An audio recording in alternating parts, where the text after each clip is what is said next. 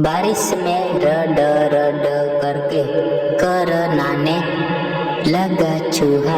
लोग बोले बच्चे और चैंपू दे तो जानवर के कई वीडियो वायरल है तो है इस बिग अच्छे चूहे।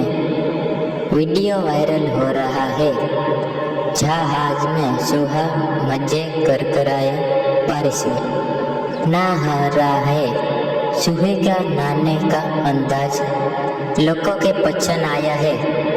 वीडियो को देखने के बाद लोग भी देखने करने लगे कि सब शैम्पू की कमी निकाल रहे तो वहीं इस लोग को बोले कि कभी किसानों को